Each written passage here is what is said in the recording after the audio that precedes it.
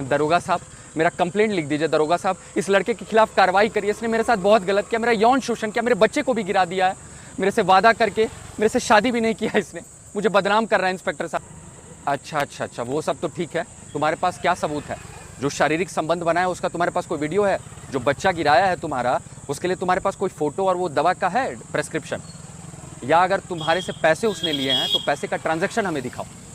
Inspector साहब, वो तो मेरे पास नहीं है, वो लड़का बहुत ही शातिर था, उसने सब कुछ ये सोच समझ के किया था, और वो क्योंकि पुलिस में तो उसने सारे एविडेंसेस को बहुत सोच समझ के बनाया, और मेरे पास कोई भी सबूत उसने नहीं बचने दिया, उसने सारे फोटोज डिलीट कर दिए, वीडियोज डिलीट कर दिए, मेरे फ़ोन को भी हैक कर लिया उसने, मेरे पास कोई सबूत नहीं है सर। क्या सबूत नहीं है? तो यहाँ पे आई क्यों? पुलिस का दिमाग खराब करके रख दिया, यानी कहाँ से लोग आ जाते हैं मुंह उठा के हमारा समय बर्बाद करने के लिए। कोई एफआईआर रजिस्टर नहीं होगा, पहले सबूत लेकर के आओ।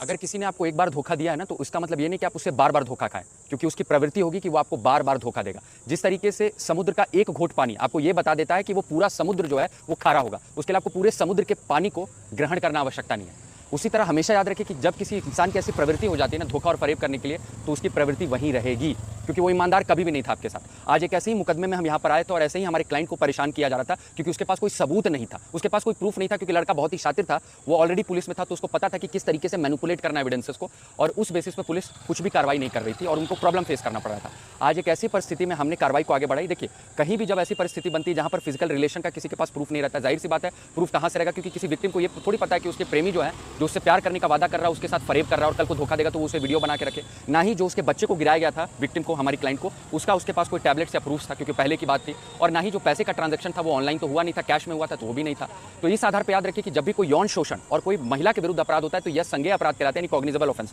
और ये बहुत ही सीरियस ऑफेंस होते हैं। ऐसी परिस्थिति में ललिता कुमारी के भी जजमेंट में सुप्रीम कोर्ट की भी गाइडलाइंस है, और साथ ही साथ पीड़िता का अकेले जो है सिर्फ सोनली उनका बयान पे भी पुलिस को एफआईआर रजिस्टर करना होगा, और यह पुलिस की जिम्मेदारी बनती है कि वो सबूतों को खगाले, एफआईआर को रजिस्टर करके कि कहां पे क्या एविडेंसेस और उस बेसिस पे रिपोर्ट बनाए। इस पे आप विक्टिम को प्रेशराइज नहीं कर सकते या उसको ये प्रेशराइज नहीं कर सकते कि तुम सबूत लेके आओ, तुम अपने फैमिली मेंबर्स को लाओ, उसको मैनिपुलेट नहीं कर सकते, क्योंकि आपकी जिम्मेदारी है, और आप रिफ्यूज नहीं कर सकते एफआईआर रजिस्टर करने से, क्योंकि एफआईआर का मतलब ये नहीं होता है कि वो एक इंसाइक्लोपीडिया है और आपको सारे एविडेंसेस उस समय उसको प्रेजेंट करने हैं। और एक चीज याद रखिए कि अगर पुलिस रिफ्यूज करती है ऐसे अपराधों के एफआईआर को रजिस्टर करने से, तो याद रखिए यह एक अपराध भी है, और 199 भारतीय न्याय संहिता के तहत पुलिस को यानी उस पब्लिक सर्वेंट को भी 2 वर्ष तक का कारावास हो सकता है। इससे पहले आप सही सलाह लें, सही एडवोकेट की मदद लें, जिससे कि आपका काम आसान हो जाए और आपको परेशानी ना हो। और आज ऐसे ही मुकदमे में हमने सही तरीके से अपने क्लाइंट का सक्सेस ही है, क्योंकि हमारी क्लाइंट बहुत ही सेटिस्फाइड है। जो लड़का उसे यह धमकी दे रहा था कि वो पुलिस में और वो सारी चीज़ों को देख लेगा, वो डरता नहीं है, आज वहीं उसके पीछे पीछे घूम रहा था और उसके सामने गिड़गिड़ा रहा था, और वो सुकून उस क्लाइंट को हमारी मिला, और उससे हमें सेटिस्फैक्शन मिला कि कहीं ना कहीं हम उस हद तक सक्सेस रहे, जिससे आज वो